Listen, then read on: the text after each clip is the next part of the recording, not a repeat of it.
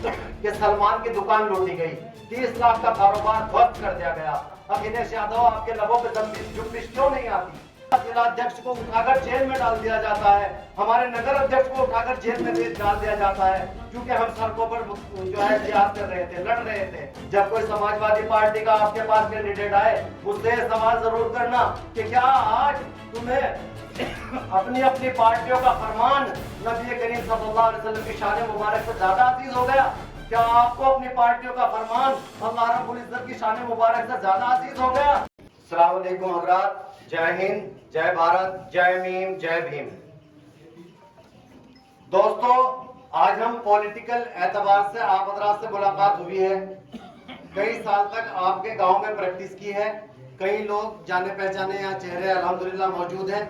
बातें तमाम इरफान मंसूरी साहब ने कह दी हैं और बाकी जो और बातें रह गई है वो हमारे जिला अध्यक्ष साहब हैं, हमारे जो है कैंडिडेट हैं, वो आपको बताएंगे। मैं सिर्फ आप हजरात से एक बात कहना चाहता हूं कि हम लोगों को ये अज़्म करना है कि हम प्रत्याशी की सोच से बाहर निकल करके थोड़ा सा क़यादत की तरफ सोच लें। मकसद ये है कहने का कि अगर हम ये सोचेंगे कि मुस्लिम प्रत्याशी, तो वो तो आपको आजाद समाज पार्टी में भी मिल जाएगा।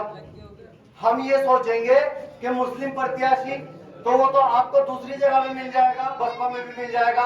लेकिन अगर हम मुस्लिम क़यादत सोचेंगे तो वो आपको नहीं मिलेगी। मुस्लिम क़यादत का मतलब मेरा बिल्कुल ये नहीं है कि उसमें दलित शामिल ना हो, उसमें ओबीसी माइनॉरिटी शामिल ना हो।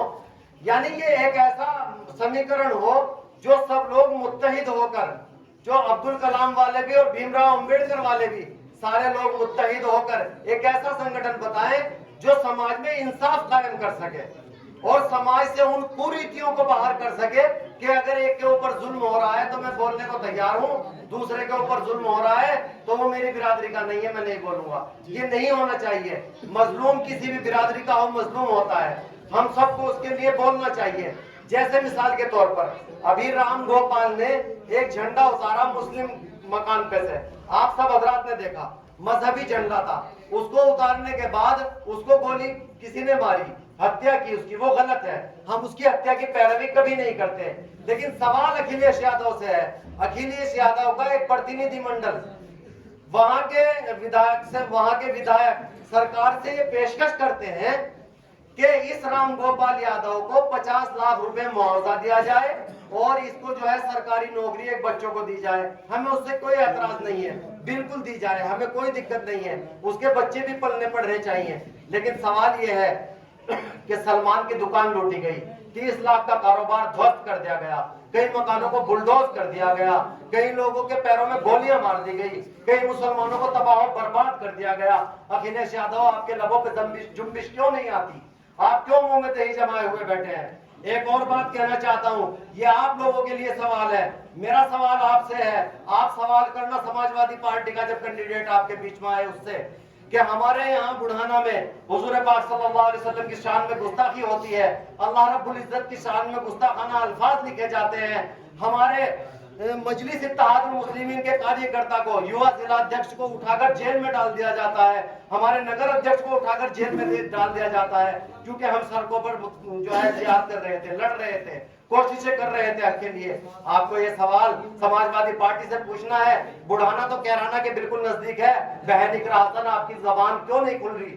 क्या आप हुजूर की शान में भी नहीं बोल सकती? क्या पार्टी का ऐसा कौन सा पट्टा आपके गले में पड़ा हुआ है? क्या आपके लब जुम्बिश नहीं खा रहे हैं? मैं बस आप हजरात पे ये सवाल छोड़ता हूं, जब कोई समाजवादी पार्टी का आपके पास कैंडिडेट आए, उससे सवाल जरूर करना कि क्या आज तुम्हें अपनी अपनी पार्टियों का फरमान नबी करीम सल्लल्लाहु अलैहि वसल्लम की शान मुबारक से ज्यादा अजीज हो गया?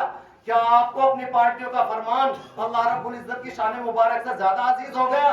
दोस्तों, ये सवाल आपको करना चाहिए। मैं यहाँ तकरीर करने के लिए बिल्कुल खड़ा नहीं हुआ हूँ, मैं बस आप हजरात से यहाँ पर खड़े होकर मजलिस इत्तेहादुल मुस्लिमीन के पक्ष में वोट करने की अपील करता हूँ।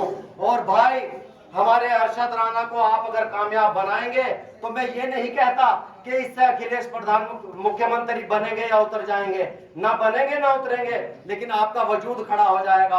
आज जो चंद्रशेखर एक एमपी की सीट लेकर हमसे गठबंधन करने को तैयार नहीं है कि हाँ वो हर हाल में हमें नकार रहा है, क्यों नकार रहा है? वो ये कहता है कि मुसलमान तो हमारे पास ऐसे ही आ जाएगा, फिर हम ओवैसी से क्यों गठबंधन करें? दोस्तों, अगर आपने अपने मुत्तहिद होकर अपनी ताकत दिखा दी तो मैं चंद्रशेखर आजाद ही नहीं, अखिलेश यादव और राहुल गांधी जी आपके कायद को फोन करके कहेंगे कि हम तैयार है गठबंधन के लिए, आप आइए और हम सरकार बनाएंगे। दोस्तों, अपना वजूद कायम करना होगा। बस यही बात कहने के लिए मैं आपसे विदा लेता हूं कि न हम सफर न किसी हमनशी से निकलेगा, न हम सफर न किसी हमनशी से निकलेगा, हमारे पांव का कांटा हम ही से निकलेगा।